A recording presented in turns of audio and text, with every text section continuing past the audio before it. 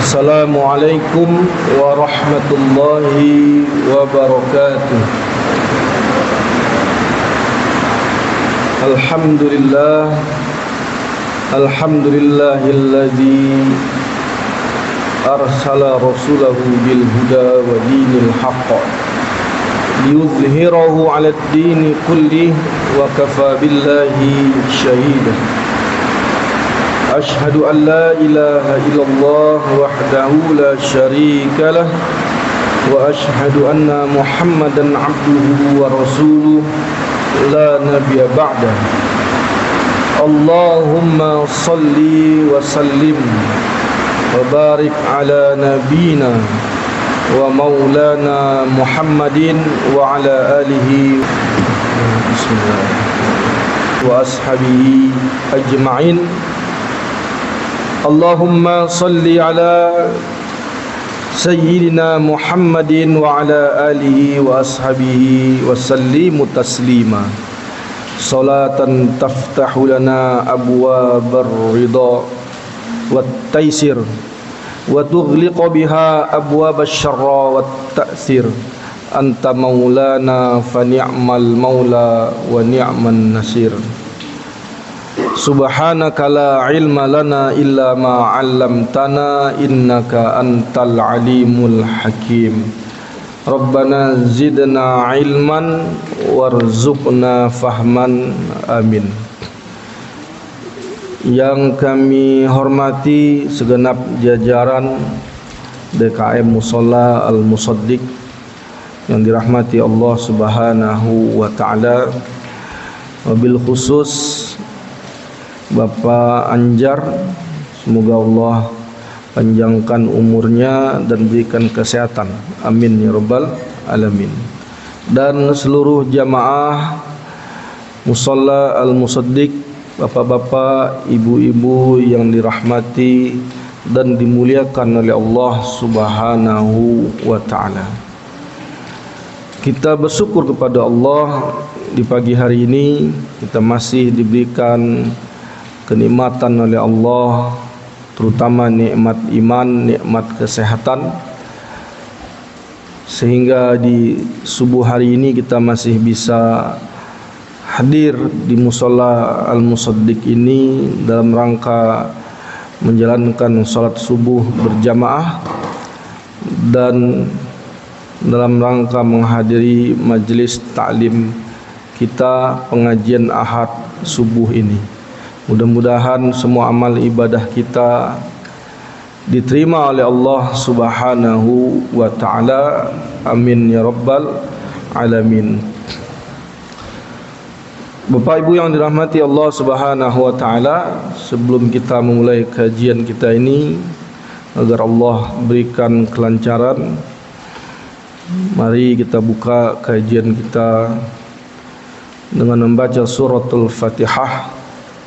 Kita khususkan kepada Rasulullah sallallahu alaihi wasallam dan pengarang kitab yang akan kita kaji ini, ila hadratin Nabil Mustafa sallallahu alaihi wasallam wa musannif hadzal kitab Riyadhus Shalihin Al-Imam An-Nawawi rahimahullah, dan wa Imam Ibnu Hajar Al-Asqalani musannif kitab Nasaihul Ibad. Lahum Al-Fatihah. A'udzu billahi minasy syaithanir rajim. Bismillahirrahmanirrahim. Alhamdulillahi rabbil alamin arrahmanir rahim.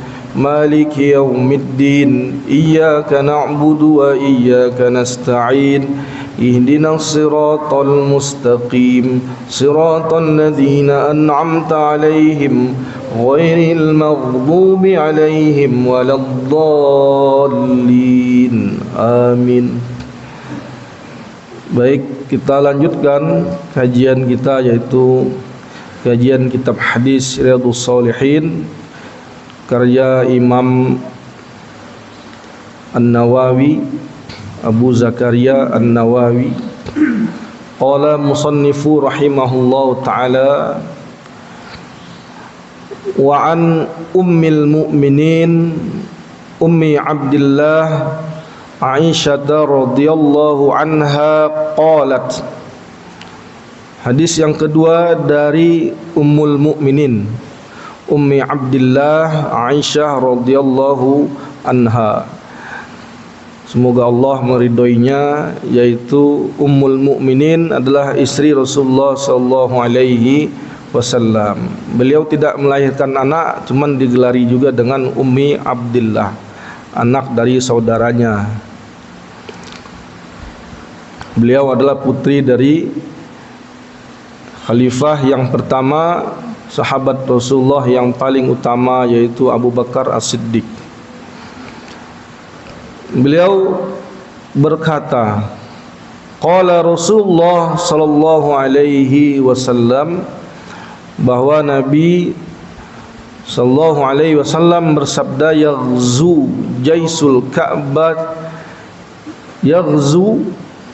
jaisul Ka'bata fa idza kanu bi bayda'a minal ardi yukhshafu bi awwalihim wa akhirihim.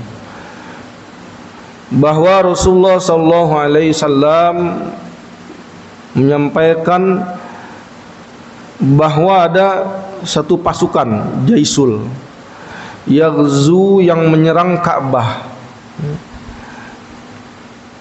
Ini kejadiannya dulu sebelum Rasulullah ada, atau sebelum Rasulullah sallallahu alaihi wasallam menjadi nabi, bahwa ada sekelompok tentara pasukan yang hendak menyerang Ka'bah. Fa idza kanu bi bayda'a minal ardi, ketika pasukan tadi sampai di sebuah lapangan yang luas, yukhshafu bi awwalihim wa akhirihim. Yukhshafu, ditenggelamkan, ya, masuk, mereka semua masuk, terbenam ke dalam bumi, mulai yang paling depan sampai yang paling akhir. Nah ini, jadi Ka'bah itu sudah berulang kali hendak diserang, termasuk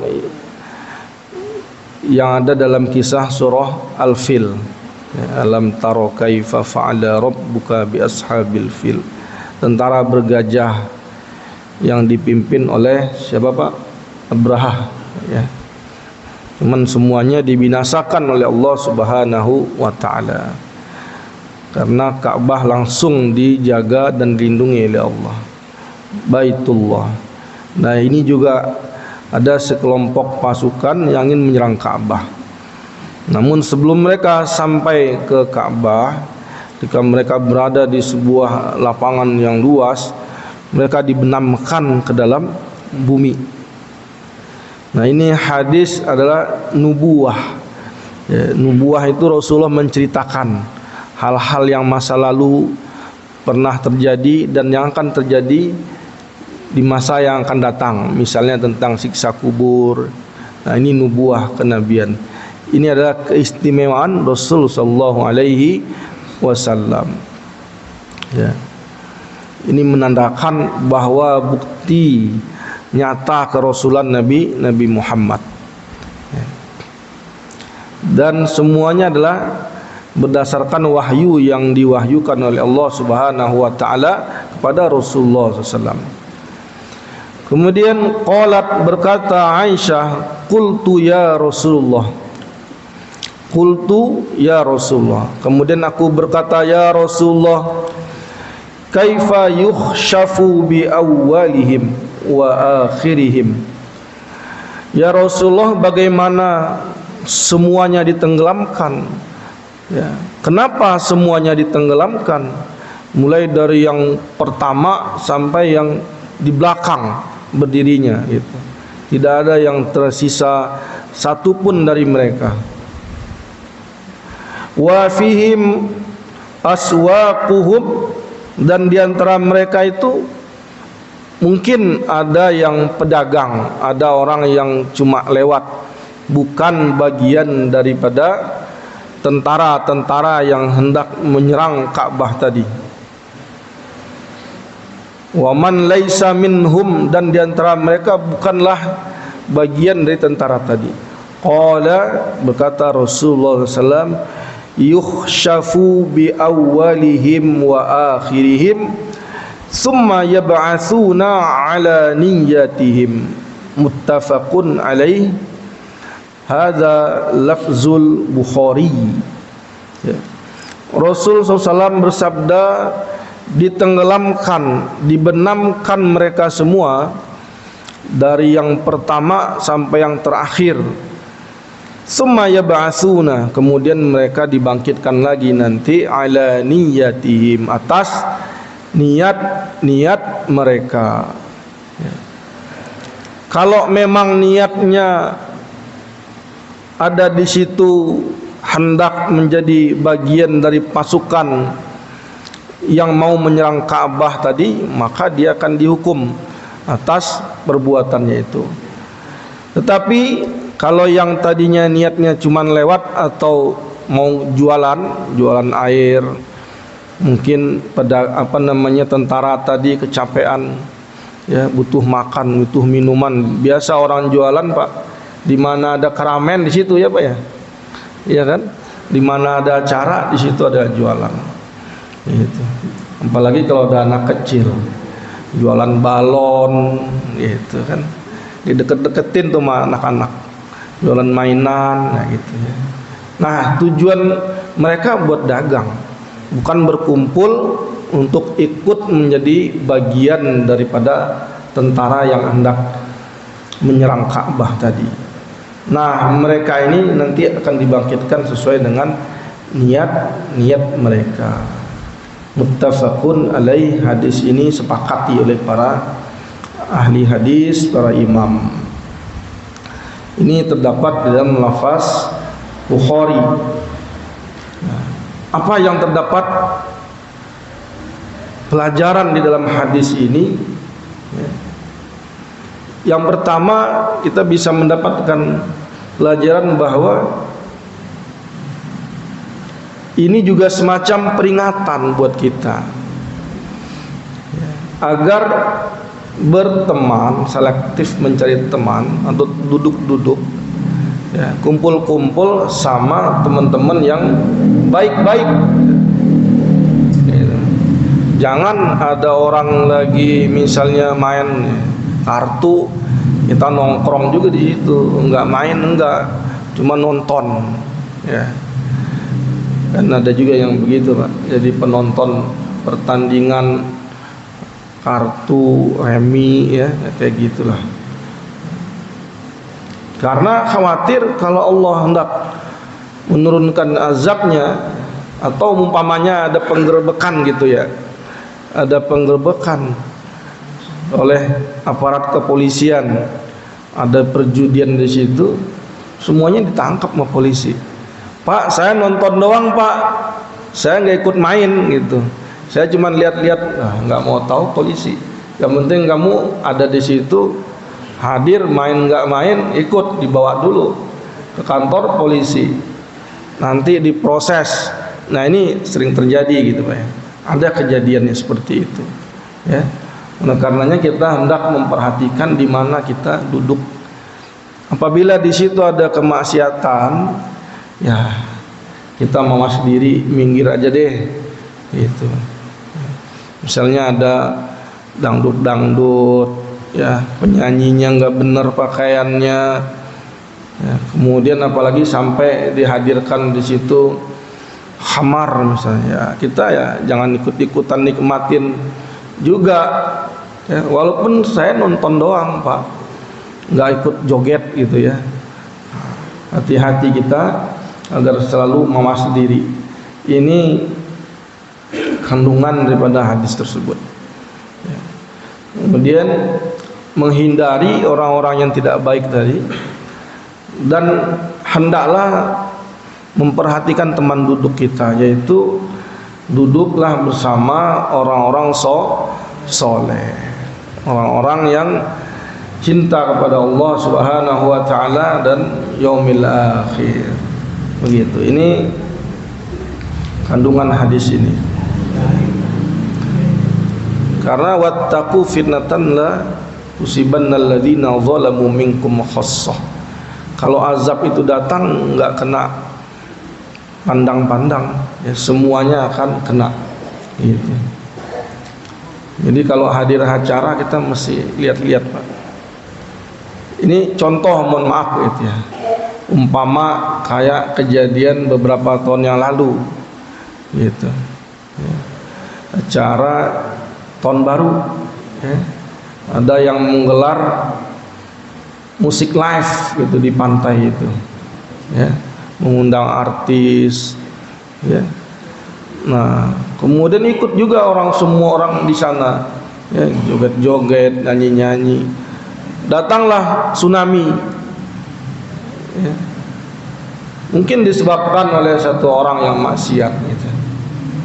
Cuman karena ikut hadir di situ juga, orang-orang baiknya menikmatin, ya udah semua disikat sama laut, semuanya masuk ke laut gitu.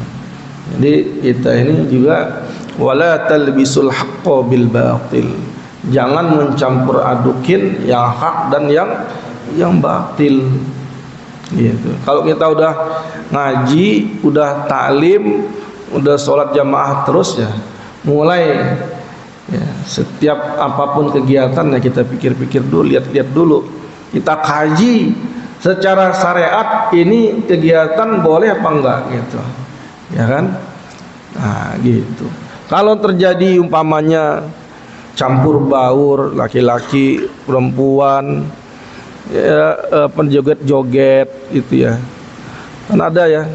Saya berdasarkan fakta yang terjadi, Pak, dari beberapa jamaah suka tanya, Pak Ustadz, saya punya acara reuni gitu, saya besar lahir di Tangerang dari SD sampai SMA, jadi teman saya banyak di Tangerang ini. Kemudian kita ngadain reuni. Nah di reuni itu nanti karaokean, joget-joget ya. Nah ini gimana gitu. Jadi berusaha, kalau kita udah ngaji pengajian, memahami bahwa hal-hal seperti ini hendaknya kita hindarin gitu ya. Ini kita khawatir kalau azab Allah turun ya kita kena juga gitu, walaupun di hati kita nggak suka gitu. Jadi hendaklah seseorang memperhatikan, terutama saat sekarang ini acara-acara yang kita ikutin gitu. Kalau nggak bawa kita takwa kepada Allah, acara itu melalaikan kita, menjauhkan kita dari zikrullah ya kan. Kalau udah joget-joget, udah nyanyi-nyanyi, karaoke itu mana ingat Allah lagi, yang ada ketawa terpingkal-pingkal, wah ngakak, naudzubillah. Kita suka lihat seperti itu. Jadi kita kalau udah ngaji, udah taklim, udah ibadah ya, kita mulai selektif ya. Tinggalkan tarkuhu ma la ya'ni, tinggalkan apa yang tidak manfaat buat kita. Daripada nonton karaoke joget-joget, organ tunggal, yang penting kita zikir, baca Quran, duduk di rumah gitu ya.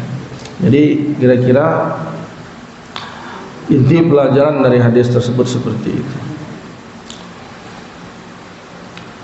Hadis selanjutnya, hadis yang ketiga, wa an Aisyah radhiyallahu anha qalat, dari Aisyah juga. Ini Aisyah banyak sekali meriwayatkan hadis Rasulullah SAW. Seumpama dengan Abu Hurairah, qala Nabi sallallahu alaihi wasallam, berkata Nabi SAW, la hijrata ba'dal fathi walakin jihadun wa niyyatun wa idza stunfirtum fanfiru, muttafaqun alaih. Dari Aisyah radhiyallahu anha bahwa beliau berkata, Rasulullah bersabda, la hijrata ba'dal fathi, tidak ada lagi hijrah setelah fathu Makkah. Maksudnya di sini adalah hijrah dari Makkah ke negeri-negeri yang lain. Kalau dulu itu sahabat hijrah ke Habasyah ya, 1 kali sampai 2 kali untuk menyelamatkan jiwa mereka, agama mereka. Kemudian hijrah ke Madinah. Namun setelah Fathu Mekah, Mekah telah menjadi negeri kaum muslimin, Darul Islam, maka yang di Mekah tetaplah di Mekah. Jangan berusaha meninggalkan Makkah, itu maksudnya. Walakin jihadun wa niyah, tetapi tetap ada jihad dan niat untuk berjihad, jihadun niyah. Sewaktu-waktu apabila ada ancaman, ada serangan terhadap negeri kaum muslimin, nah, kita harus berusaha ikut serta mengusir penjajahan tadi, itu maksudnya. Apabila datang panggilan jihad, maka kita harus berangkat berjihad.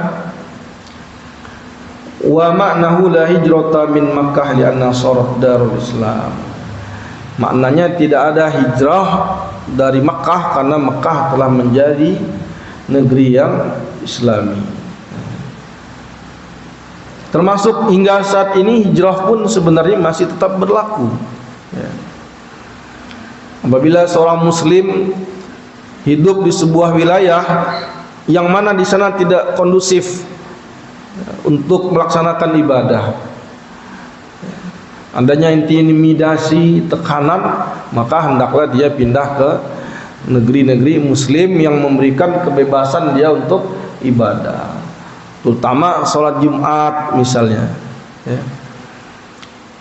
Atau syiar-syiar Islam lebih kuat sehingga menimbulkan kemantapan dalam imannya, gitu. Nah, ini dianjurkan untuk hijrah.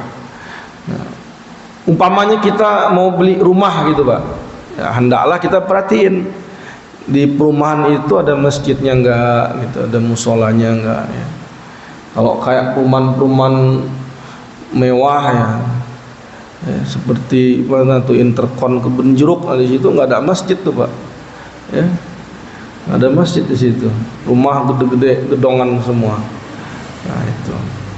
Nah, seorang muslim harus perhatiin dalam dia agar ada pengaruhnya ketika dia tinggal dekat masjid, apalagi masjidnya makmur, sholat 5 waktu, kemudian ada kajian-kajian. Nah, di situ akan mempengaruhi keimanannya, memantapkan keimanannya. Ya, karena iman kita itu turun naik, al-imanu yazid wa yanqus, dia naik turun dan juga terpengaruh sama lingkungan. Kalau lingkungannya umpamanya jauh dari ibadah, nah bisa-bisa dia ketularan juga, gitu. Tapi kalau lingkungannya masya Allah seperti lingkungan di sekitar musola al-musaddiq ini, ya, insya Allah imannya menjadi baik, ya.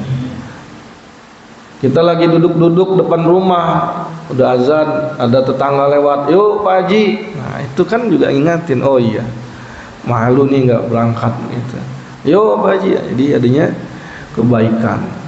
Apalagi pas Ramadan, syiarnya tarawih berjamaah, ya, kemudian adanya takjil, nah, semua adalah syiar-syiar Islam yang akan memperkuat keimanan, gitu. Namun apabila kita berada di sebuah negeri yang lemah Islamnya, bahkan syiarnya tidak ada, itu juga akan melemahkan iman kita. Seumpama seorang pelajar gitu yang belajar menuntut ilmu di barat, yang mana di situ untuk ibadah sulit, bahkan terjadinya intimidasi, keselamatan jiwanya, ya, seperti kejadian di New Zealand itu, ya, Pak. Orang habis sholat Jumat itu diberondong, gitu kan, sama senjata, sampai ratusan yang meninggal, gitu. Nah, apabila di daerah tersebut seperti itu, maka hendaklah seorang muslim ini hijrah ke daerah yang muslimnya kuat, sehingga dia mau berangkat ke masjid jam 3 malam, 3 subuh berangkat ke masjid aman, ya. Kita di sini alhamdulillah pakai baju koko kemana-mana aman, ya. Perempuannya pakai jilbab kemana-mana aman, ya, ini ya, gitu. Makanya tinggallah di daerah yang Darul Islam, ya, Islamnya kuat, muslimnya mayoritas, syiar-syiarnya hidup. gitu. Nah, ini hijrah yang seperti ini. Dalam makna luas lagi, hijrah berpindah kepada perbuatan yang buruk menuju perbuatan yang baik.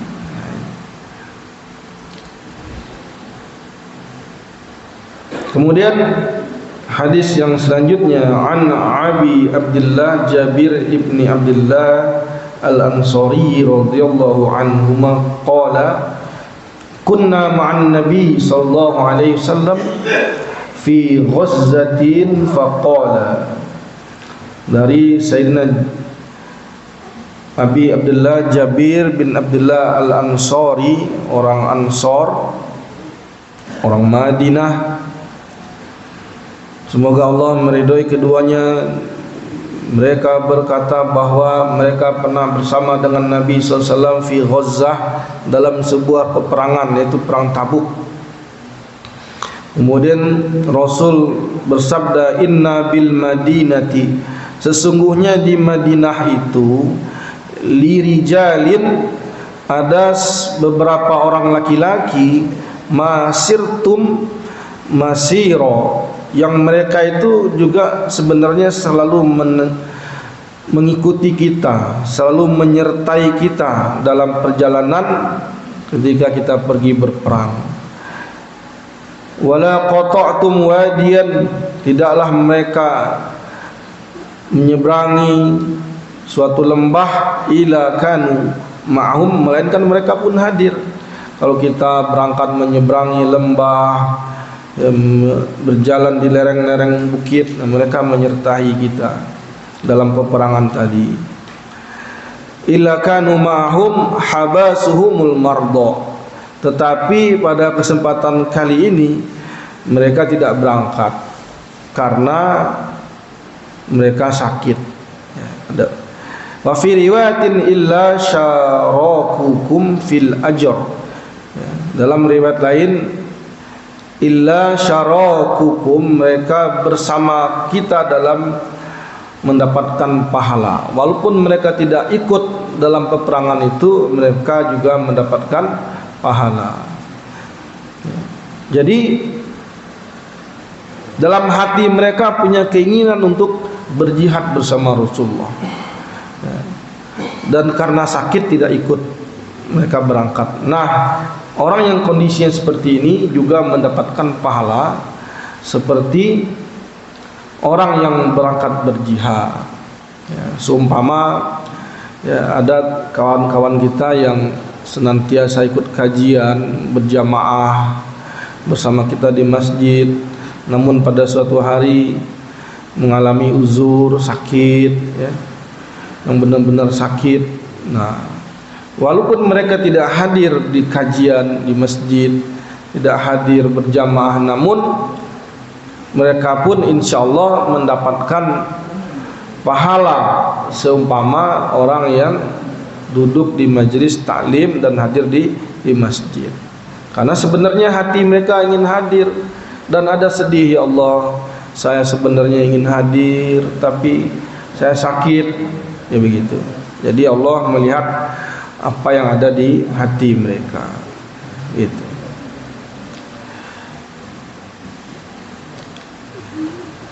Baik, sampai hadis yang keempat ini kita baca kitab Riyadhus Shalihin ini. Mudah-mudahan bisa kita ambil manfaat dan bisa kita amalkan apa-apa yang disampaikan oleh Rasulullah sallallahu alaihi wasallam.